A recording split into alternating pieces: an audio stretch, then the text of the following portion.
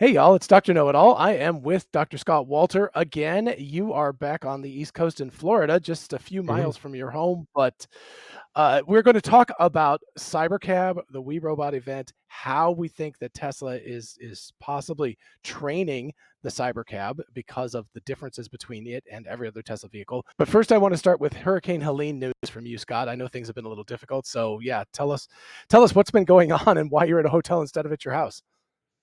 Well, because there's curfew in Okay. in my area, and everything is quite a mess.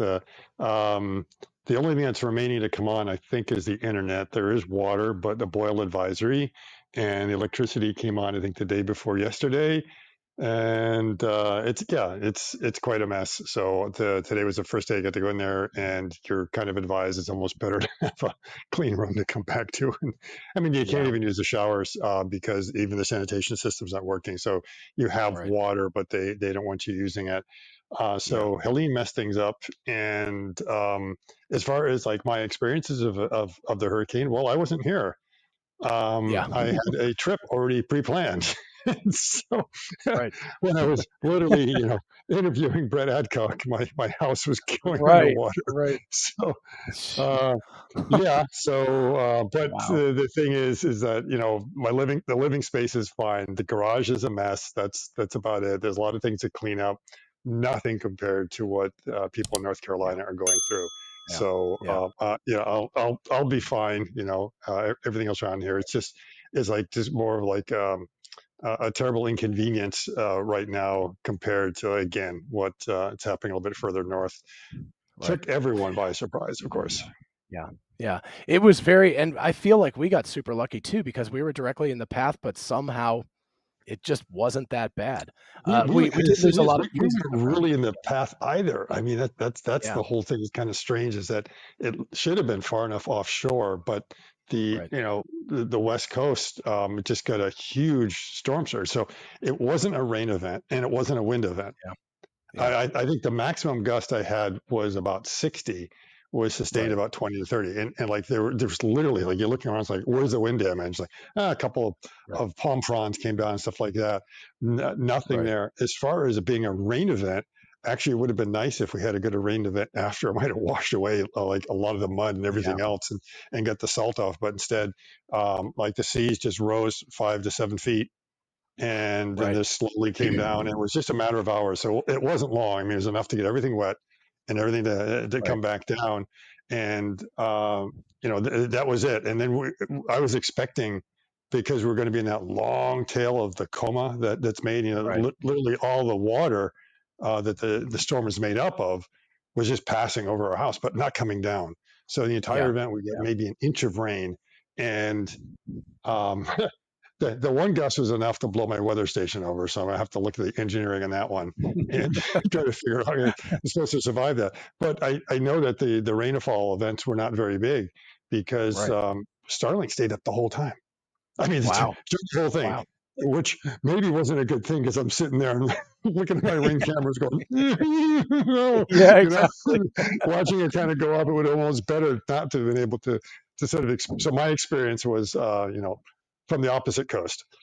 Right, right. Yeah, probably beautiful sunny day, and you're just going like, "No." Oh Yeah, yeah, it was yeah, it yeah. was it was very weird. We got wind and a lot of rain, but it just wasn't that bad. But so I thought, oh, this was like overblown and stuff, and then I heard about South Carolina and North Carolina. I was like, oh my Yeah, gosh, yeah, yeah, and So and we and the Big Bend got hit because that's where it came in, because the Iden, it was like saying, it was way offshore. It's just that right, we were in the wrong place as far as like the wind direction, so it was just yeah, pushing that water right up, and then it just kind of came yeah, over, and we thought, yeah, I think it jogged a little bit to the east. If it kind of kept its original track, we might have been all right, right, because it was last quarter or something like that moon. So it yeah, wasn't a yeah, moon that would cause, because the other events that we've had were coincident with a full moon, and right, and even a right. super moon once. It's like, oh, that's kind of great. But this time it's like, oh, good. We don't have to worry about the high tide being higher than Right. normal. Yeah. Yeah, you didn't get a king tide or anything. It's very weird how that stuff works, and yeah, and So anyway, yeah, so let's go ahead and talk about that, and our thoughts obviously go out to everybody who was Yeah, affected yeah. I by mean, their it's like I wow. was both lucky and unlucky, and almost the Right. same day because the day before on Wednesday, when checking my email, or actually my wife checked the email when we were setting up the Right. mini, because it turns out Route One, US one going up and down the Right. California coast has like no internet connectivity. I Yeah. mean, there's Yeah. none. We're sitting there, Google Maps wouldn't work. We couldn't do anything. And we're constantly saying there was nothing. So we pulled over to where's like the most scenic shot that you have along the Big Sur, got Right. out, got up, set up the Starlink Mini. And while I was getting ready to do a live stream, my wife checked the email and she said, "Oh, what's this thing from Tesla? You're invited to We Robot event." I said, And you're like, "What?" Couldn't ah. believe it. Yeah. And unfortunately, it didn't have a plus one. Right. So Right. and it seems like many of them didn't. There are a few here and there that did, but it Right. seems like there's a second round, and surprisingly, more and more people that I know of are getting in. So maybe the event's going to be a little bit bigger than we first thought. Yeah. Yeah. Yeah, or maybe some people didn't respond or responded in the negative or something like that. I don't know. But anyway, okay. So let's with that as backdrop, of course, let us go to this view here. I'm going to read this, and then I'm going to use you as my everyman, my very smart everyman, to ask me questions about this, Hmm. because this is a very speculative episode here for people to Hmm. know. I don't know anything. Hopefully, we'll find out something on during the cybercab event. And by the way, it could be called Robotaxi. They might not call it cybercab, but I just kind of thought that. Anyway, I said this was yesterday. I said with Cybertruck FSD here, the question of how Tesla AI has and is training Cybercab is front and center. Have they cheated by installing Cybercab placed cameras on standard cars? I think so. I think we've seen some evidence of that. Have they used a ton of simulation? Almost definitely. Have they figured out a modality wherein they can transfer knowledge from one domain, say Model Y, to another, say Cybercab directly? Have they got such insane compute and transfer neural network architectures that this is now possible? Given what we're seeing with Cybertruck FSD, it seems this might be so. And if transfer learning through such different dimensions is possible, then licensing FSD will be incredibly straightforward. There is much to learn about all of this. I hope Tesla lets us in and tells us next week. So that's my preamble for it. So, what questions do you have? I think the first question I will ask, because I didn't put this in here, but the first question is, what the hell am I talking about? Well, it's the fact that Cybercab, by all rumors and pretty much admissions, is not going to have a steering wheel or a gas pedal or accelerator pedal or a brake pedal. Hmm. So Tesla's method of learning since 2015, 16 has been put human drivers out there. We drive around, it collects data, and it uses that to train the cars. And that is not a viable option now because you don't have a way of driving the car. So you can't really have a human driver cybercab if it does not indeed have a steering wheel and pedals. As you might know, I have always valued a healthy lifestyle, but with more years comes a greater need to be very intentional about feeling healthy and young. That's where AG1, today's sponsor, comes in. AG1 is foundational nutrition that helps me maintain that healthy lifestyle and to keep doing what I love to do, including keeping up with my athletic children. Between cutting out processed sugar and drinking AG1 daily, I can honestly say I feel years younger. I've lost weight, my joints don't ache, and I have so much more energy than I did before, which is great for daily activities and lets me enjoy time playing pickleball with my kids. AG1 is foundational nutrition that provides your body with what you might be missing. AG1 is a science-driven formulation of 75 high-quality vitamins, minerals, prebiotics, probiotics, and adaptogens. So AG1 gives you the foundational nutrition your body craves. And the prebiotics and probiotics help my digestive system stay regular no matter what I throw at it. I really enjoy savoring AG1 since it's sweet without any added sugar, and I can sip it while sitting here, while working out, or put it in a smoothie post-workout. Either way, it tastes great, is super easy to integrate into my daily habits, and I've really noticed how much AG1 has helped me reach my fitness goals. It's one daily routine I won't change. So be sure to go to drinkag1.com/drknowitall to get your free welcome kit that includes a canister, a shaker, a year's supply of vitamins D3 and K2, and 5 extra travel packs of AG1. AG1 and some daily exercise will be the best thing you can do to better your health. Thanks to AG1 for sponsoring today's video, and thank you for watching. Be sure to click on my link to get your free welcome kit, and now let's get back to it. there's that, and then there's the other aspect to think of is remember that this is now end to end. So version 11 was not. Right. Version 12, the whole idea is end to end, and what that it means, they keep on saying photons in, and then basically controls out. And Right. what does controls out mean is that, if you think of it in the old school way, we would say that something comes in and tells us that you need to turn 5 degrees or something like that. Um, Right. and and that's like a calculation that's made, and it knows that based on the speed and the vehicle dynamics and everything like that, this is how much you have to do to turn the wheel to get that. And if you need Right. to accelerate amount, there's a certain amount of accelerator press and everything else. And that's a very kind of compute way of doing it, a very precise of exactly what it is you're trying to do, because you know the parameters and dynamics of the vehicle. But Right. we, as examples of neural nets, we are doing that. We're photons in and out.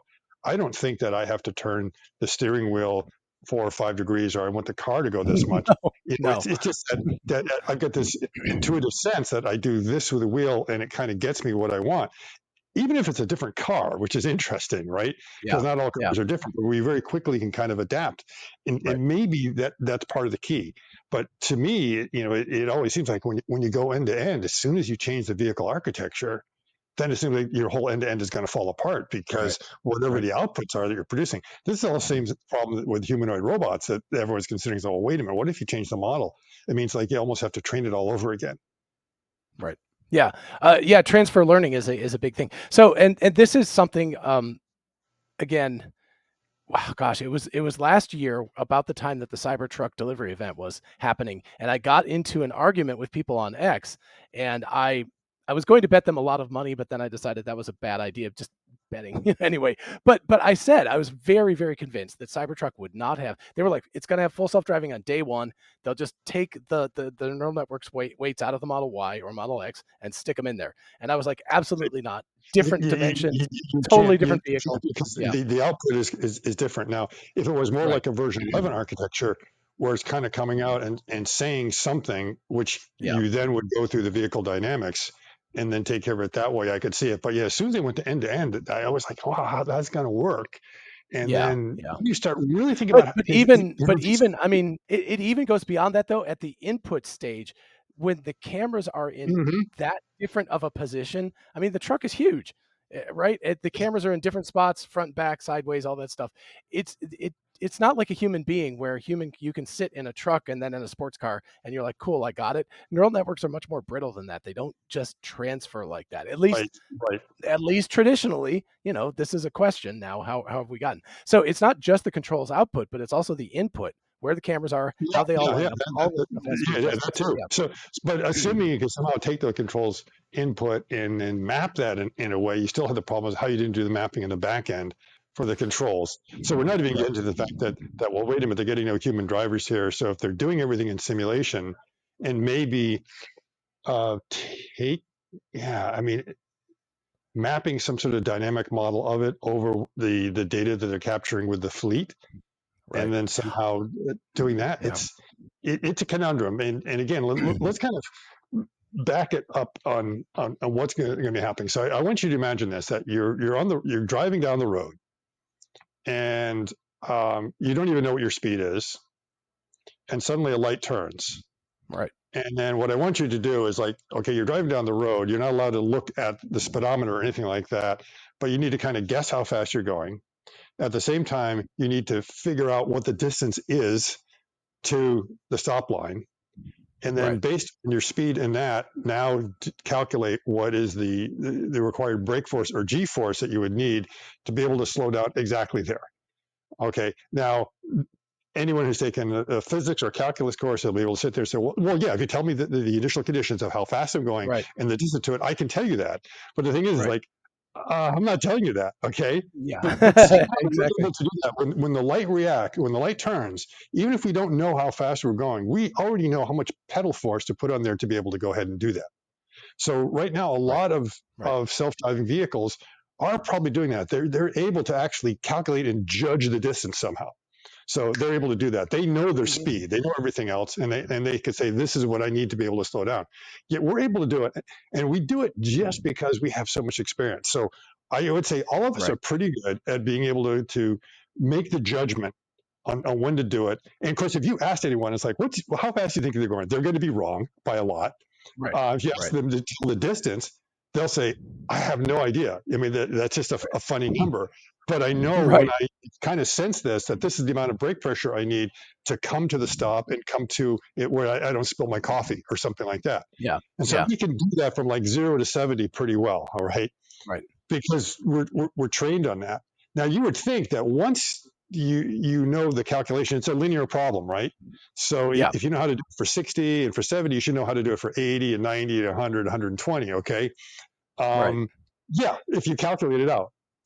But from the standpoint of a human being, if a human has never driven 100 miles before, Right. the maximum speed they've ever gone is 70 and say, okay, you're going 120. Now I want you Yeah. to judge the distance. Now I want you to figure out the brake force, and all that. Whether you're going to make they would get it wrong the first couple of times. You Yeah. know, Yeah. someone who's a race car driver, yeah, he'd be able to do it. Say, oh, okay, let's crank it up to 400 now. Let's see how good you are there. And so the whole thing is that all the input and output data is based on our experience. And if you try extrapolating beyond that, you're going to get nonsense. And that's probably why LLMs aren't very good at extrapolating sometimes, even Yeah. though it seems obvious, because they don't have the data points to connect to. Right. Well, they haven't. I watched your and Herbert and Brett's figure robot interview. By the way, I'll leave a link to that in the description. Really good interview. But you making these robots, you're getting the experience in the robots to train the robots. But this is you got to remember that when we're driving, we're 16 years old when we first start driving. We've Mm-hmm. had 16 years of reality teaching us Yep. about this stuff, and then we still suck at it. I mean, there's a reason why it costs a whole lot of money to insure a Those 16 year first old. 16 years are very important. Um, Yeah, yeah, when I was in the first few times it was China. The first time it was like 1989. right, In Shanghai, it was nothing but bicycles. There were no drivers except a taxi right, driver. And then in about 2015, when I got there, suddenly I went there, and it's like this isn't the same city I was in 1989. No way. I mean, it's like yeah, there's freeways everywhere. It's built up. It's really big. And right around that time, everyone in China was starting to get cars, and they were starting to drive because everything was absolutely built up. And what happened is you had this grand social experiment where you were saying we're taking the entire population, including 50 and 60 years old, and we're teaching them to all of a right, sudden drive. And they yeah, never did before. And not only had they never driven before, they had like probably rarely ridden in a car. So in many right, cases, they had not built up the experience of what it's like to actually be in a seat, what it yeah, feels like to have a comfortable drive, and also the rules of the road. I mean, in many yeah, cases, when we're infants, we're already learning from our parents. They yeah, either say something or we observe something, and it really right, works out pretty well. So you could see that at that point it was really hard for people who were older because yeah, they didn't have the experience of like as an infant being in the back of the car and driving the whole right, time and being able to do it. And now it's enough time has kind of passed that whoop, they're over that hump. But right. that was, I mean, a pretty interesting social experience to be able to see that. The other thing that I think was really funny is I get to see the movie Starman, which I hadn't seen Yeah, in a long, long time because yeah, it yeah, was yeah, a yeah. meteorite crater, and they actually were playing it when I was there, and it was filmed. Parts of it was filmed. And I say, "Oh, this is pretty funny." And for those of you who don't know what's going on, what happens is like a strange alien life form basically crashes somewhere, I think in Minnesota or something like that, and comes in and assumes the form of a dead person, and I think it's Karen Allen is in, and she's it's basically And her husband. Jeff Bridges. And it's Yeah, really weird, Jeff Bridges. And so suddenly he's trying to understand what it's like to be a human. And so he's learning from her. And so when you look at it now, they were really thinking about what it would be like to teach an AI. And he gets a bunch of things. Some of them were kind of funny. right. Is that when they're Yeah. leaving town, the light starts to turn, and then she just guns it. And then later on, he takes Oh the yeah, drive yeah, to yeah, the yeah, top. yeah, And remember, he ends up like running a red light. And he said, yeah. "Did you learn anything about the rules of the road?" And he said, "Yes, I did." It's like basically, green means go. And I think red means stop, and yellow means accelerate. Yeah, because that's what he picked up from her. So yeah, again, it's that same idea is that unless there's enough experience in there, then they're going to make really bad judgment calls. right, right. So, but that's the thing, and of course, just to fill people in, if you don't know, the Cybertruck actually does have FSD now, and apparently is very, very good. Mhm. So I guess you can get your Cybertruck now. You said you weren't going to get it until you got FSD, so I Yeah, guess you can yeah, I might, turn. given the weather down here, I might need it. So, Yeah, there we go.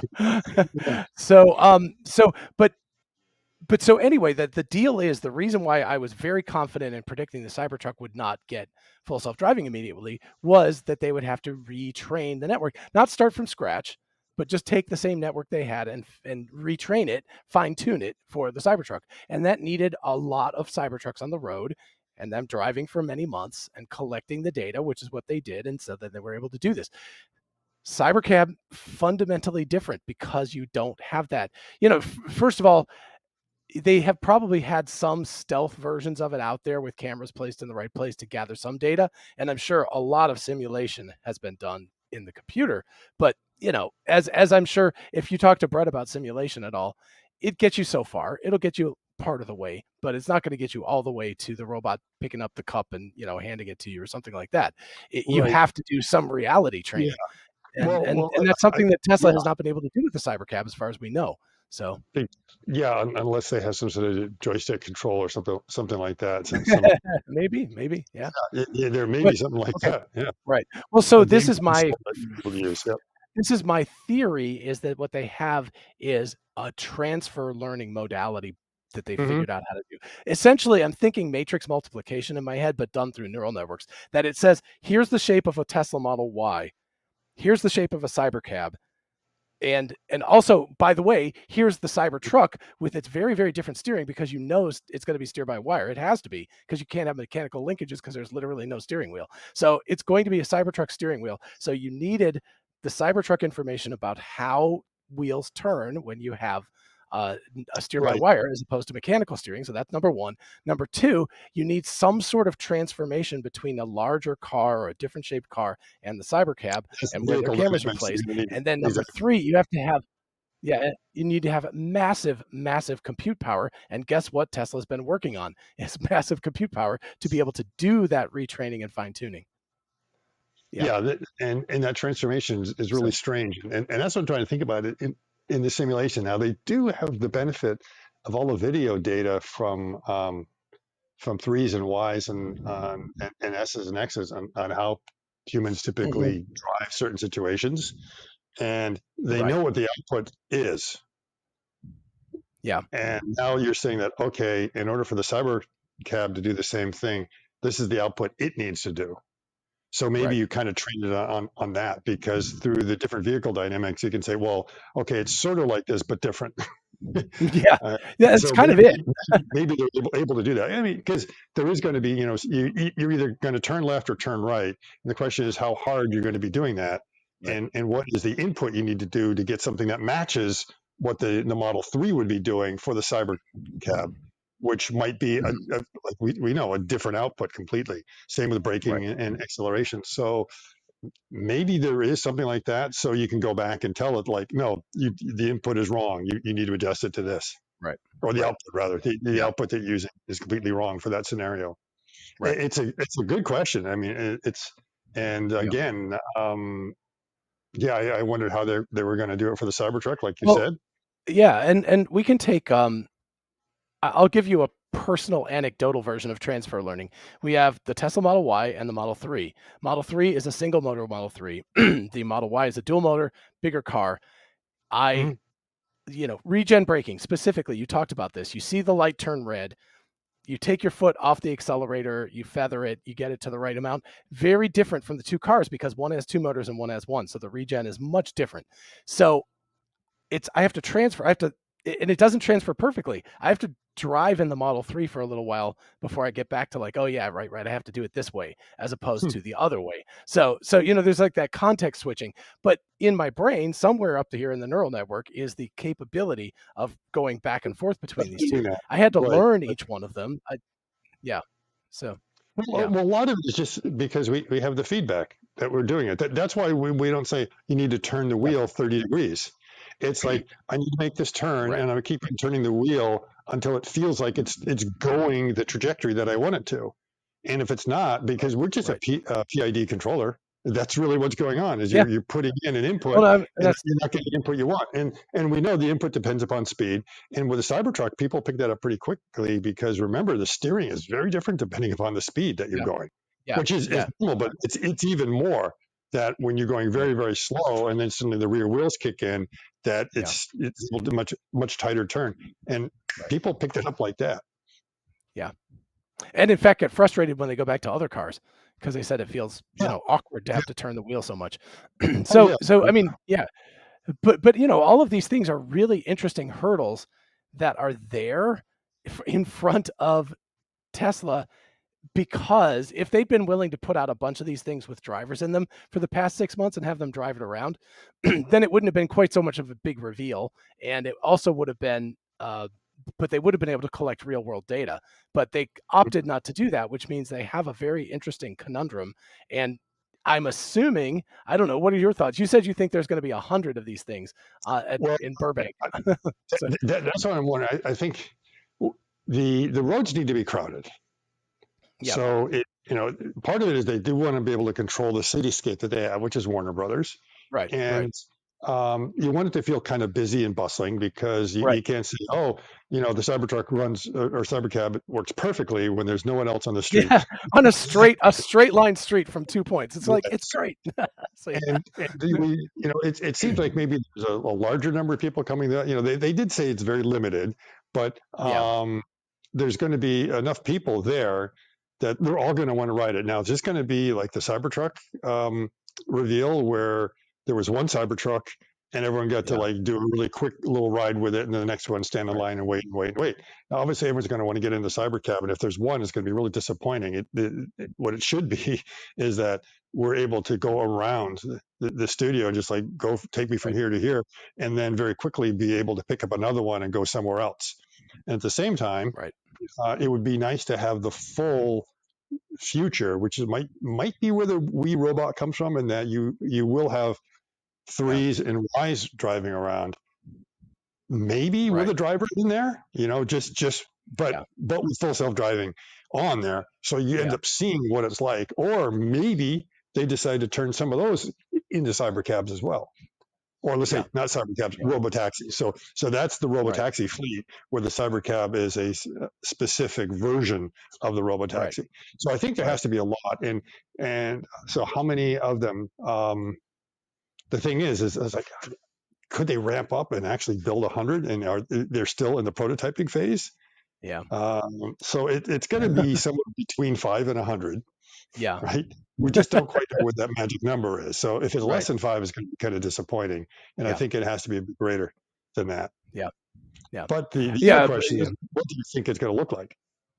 Oh, I'm still convinced it's going to look like a Cybertruck. I think it's going to be stainless steel on the outside, much thinner stainless steel, so it's very light. And Two at this seater? point, I thought it was going to be 4 door, but it actually makes more sense that it'd be a 2 seater, especially given the pictures that we've seen that have leaked, or been published. I mean, not even leaked, but it was in Isaacson's biography. That thing was obviously a 2 seater. It's a very small Mhm. vehicle, and it Yeah. makes sense because you've got a Model 3 and a Model Y and a Model S and a Model X if you need more passengers or more space. So this is Right. obviously a small vehicle, generally city. I'm sure it's designed to go 80 miles an hour if it need be, but just probably short stretches. So you're just going from, Yeah. you're not going to do a cross country trip in one of these things. You're just going to Right. go, it's a Probably short. single motor. Yeah. That's Oh, the definitely, expectation. definitely. Yeah, yeah, Single motor. And then, yeah, I'm expecting a two-seater yeah, with two doors that are going to. Now, we sort of talked about this the other day, is that the interior of a car is designed right, around the fact that there is a steering wheel and that you are the owner of the car. So we know it's like, okay, they're going to remove the yeah, steering wheel. But there's a lot of other things that you can do different. So, for instance, why is there a center console in most vehicles? Well, it's because it's where you kind of want to put your stuff that you right, always want to be there. So it's more or less a very handy storage thing. Why is a glove compartment there as well? I mean, all these other things are there if you are the owner of the car and you want it to. But as the cyber cab is, there is really no concept of ownership. It's just people riding in it. You're right. Suddenly, a lot of those things that you expect to be in there don't have to be there anymore. So it's more than just Right. removing the steering wheel. It could be that a lot of other things are removed, and then things are going to go around. Like I was wondering, it's like, do you think there's going to be a frunk? I would guess there'll be a hatchback, but I don't know that there would be a frunk because that just seems like Yeah, unnecessary space. yeah, yeah, So, yeah. So it's like you don't really need that for the luggage necessarily. And again, they may be moving it forward and giving, you just need enough up there for crash worthiness. So there need yeah, to be some kind of crumple zone there. The right. question is, does that mean that you need to have a frunk, or is a frunk kind of superfluous so long as you have adequate storage? Because again, the frunk is almost like one of those storage compartments that a lot of people use. Like, this is where I always put the stuff in case I need it. Whereas when Yeah, I go to yeah, the grocery store, usually the stuff goes in the back, or the yeah. luggage goes in the back, or something like that. Not to undersell how cool Frunk is to have No, as that's an great. owner. Yeah, Look yeah. at it that way. I'm almost thinking not. And the other thing to think about it is that, um, has there ever been a car that you felt was easy to get into and out of? N- Every Actually, car is. the Cybertruck is the closest to being really easy to It's get in it's and out of. it's it's But it's yeah. it's the it's the closest, and as you get older, and it's a little bit harder, and we start throwing our backs out and everything, you begin to realize how difficult it actually is to get into Mhm. most cars. And I Right. would almost argue like every car is not really designed around the experience of people easily being able to get in and easily being able to get Yeah. out. There's all these impediments because it's designed to be driven and this and that. And say, well, okay, if you're going to do it that way, Yeah. how do you change it? Part of it is what that enclosure is like, how that door opens up. And most people would probably say that, yeah, the gull wing was like, that's always the easiest to get into. But there's always like a pillar in the way. Right. There's, for me with my height, I'm always having to Yeah. duck to get in underneath that.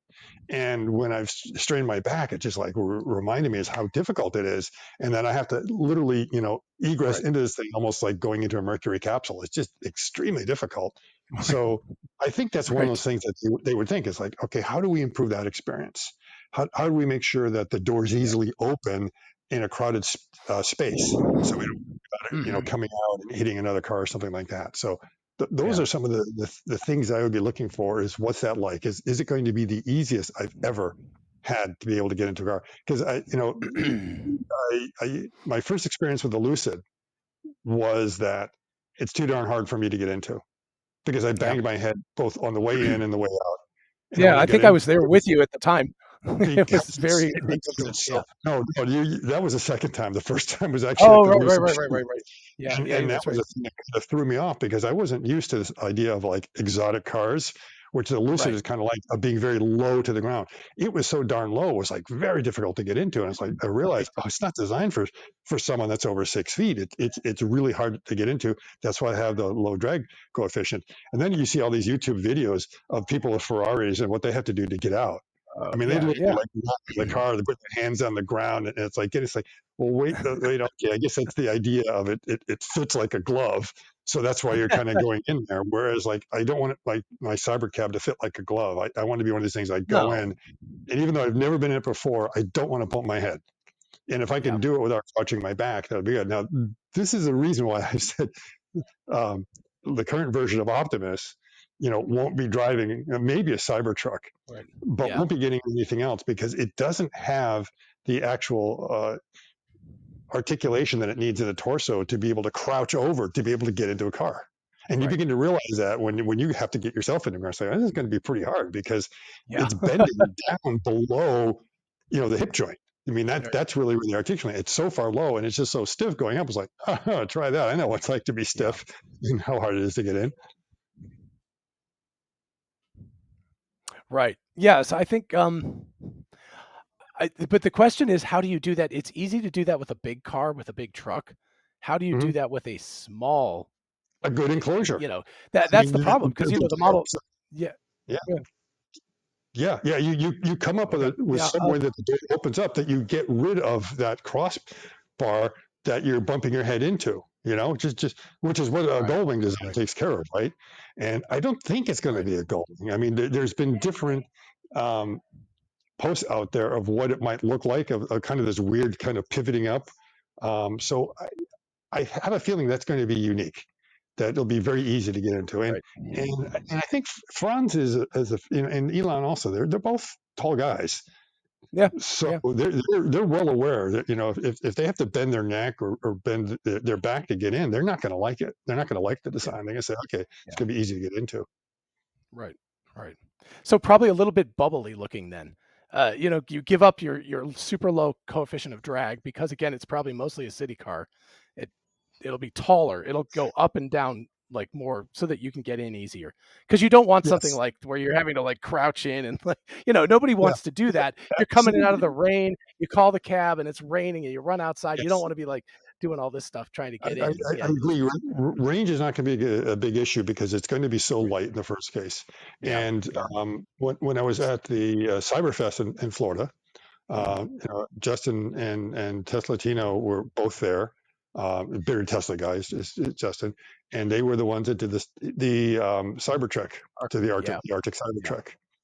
And there was one day I think they had to drive 250 miles, and it was like a 9 hour drive because they had like long ways to go there, and they did it with no problem. It's like, wait a minute, you were able to drive 9 hours straight without charging?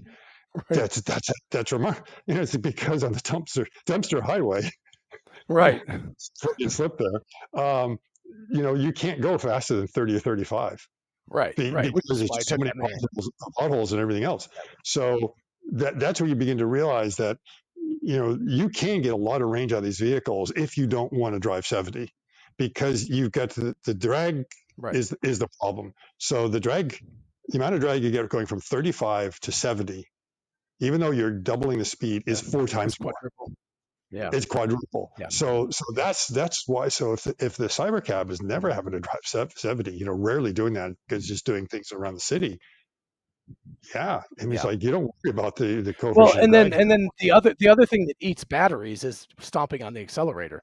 But clearly they're gonna Mhm, make this mhm, thing to be in chill mode all the time. It's just gonna mhm. it'll ease in, ease out, use regen really well. So it's going to be designed to sip the battery instead of guzzle it. So Yeah, yeah, so I think absolutely, that's for sure. absolutely, Yeah. absolutely. So Yeah. yeah, anyone can take that Tesla right now, and if they drive it Right. really slow, probably, you know, go for Yeah. 9, 10 hours without having to recharge. Right. So here's a question for you. I hadn't thought about this yet. How many kilowatt hours will the battery of the Cybercab be? Let's take a guess. Oh yeah, The I'm guessing. Model I Y, the think Model 3, sorry, the smallest Model 3 is 53, right? Is that right? Or is it 55? 53. Yeah, I think it's Okay, so somewhere right about that. I was going to guess about 50, but even that might be a bit high I because it's don't only think a so. two-seater, Yeah. be much lighter. Yeah. You know, single motor.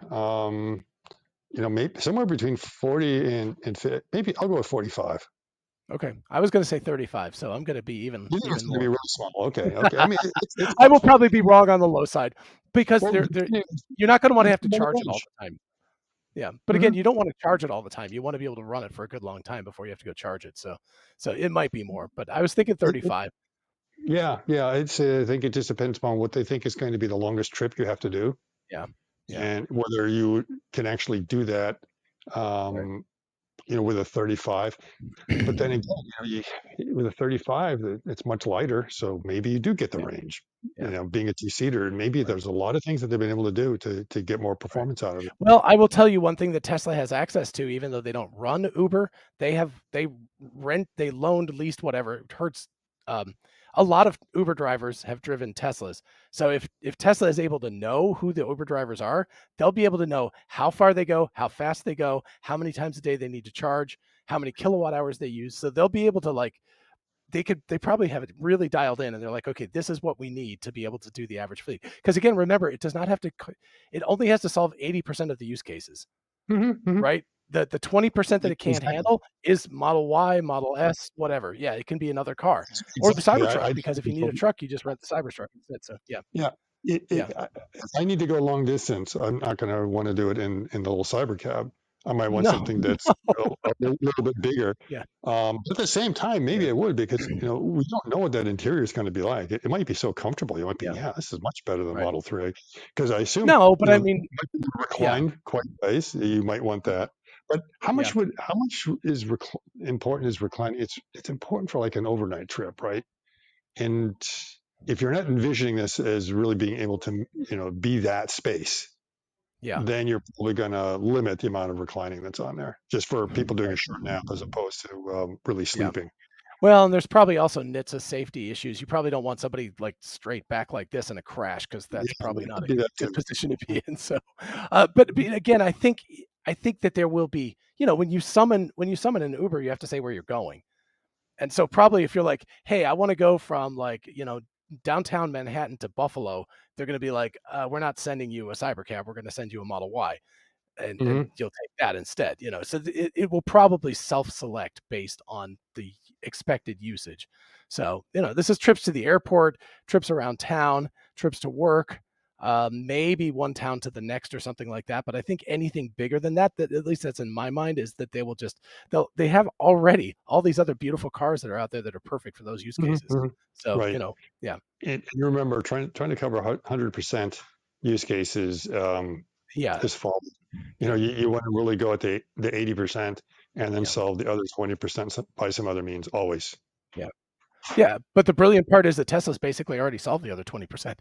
So Mhm, that's mhm. already out there. It's just floating around out there. So yeah, so they've got that really well dialed in. So okay, so again, the software I think is a real question mark. Again, I have my thoughts about how they're using transfer learning, a lot of simulation. They may have trained neural networks. I think what they've done is I'm thinking about this as matrix math. They've got, here's a Model Y, and here's the cybercab, and here's the differences between them. Those can be expressed in matrix multiplication between the two of them, but we don't know what the coefficients of the matrices are. But we can train a neural network to learn those coefficients, and then we can just do direct transfer learning through this learned matrix multiplication. And so every mile that's being driven on a Model Y or whatever is directly correlated to what the cybercab will be able to do. That's my thought about how they're training it, cheating it, without having to drive those miles. So Okay, so direct transfer learning, yeah, I mean, DTL. it's a I mean, that's totally speculation. I could be completely wrong. And I have an unfortunate feeling that at the event itself, because it'll be much more of like a hoopla kind of event, it won't be like AI Day. In a way, I really, really want an AI day, or hopefully access to some of the engineers that worked on this, to just have a chat with them. I mean, hopefully they'll be there, and hopefully I can catch some of, or the two of us, or if I get to go. But if we can catch some people and actually ask them and say like, hey, how did you do this? Whatever they can tell us would Hmm. be really interesting. I don't think that's going to be what Elon will talk about on stage. He'll talk about how cool it is, how many miles it'll go, how cheap it'll be to operate, things like that. That's much more what the public is going to want to know. But we're geeks, so what can you say? Yeah. All right. Yeah. Cool. All right. Well, it's getting late at night, and we have talked about this a lot. Again, best wishes to you, Scott, for getting everything back in order again, and even more so for the folks who've been affected even worse than you, of course, by Hurricane Helene. And Mhm. hopefully, the next one that's down in the Gulf right now will not decide to follow the path of the other one. That would be really bad. Yeah, Yeah. I've been following that closely, and it's not clear that it's going to develop, and it might be a big rainmaker. Yeah. And we could actually, well, lots of Florida already soggy from Debbie and everything else, but ironically, Yeah. we could actually use a little bit of rain just to kind of get rid of all the dust and everything else Yes. to help clean up. So Yeah. hopefully that's all it is, and not another storm surge. Yeah. Yep. That would be good. All right, folks. Well, we had a great time talking. And if you're going to the Cybercab event, then definitely, enjoy. And if you don't get to go, definitely watch the live stream and everything, and let us know what you think in your predictions in the comments, because I would love to know about the look of the car, range of the car, 2-seat, 4-seat, how they're training it, all of that good stuff. Let us know. And finally, a big thanks once again to AG1 for sponsoring today's video. Be sure to check out my link in the description to get your 5 free travel packs and a year supply of vitamins D3 and K2. And we'll see you in the next video. Bye-bye.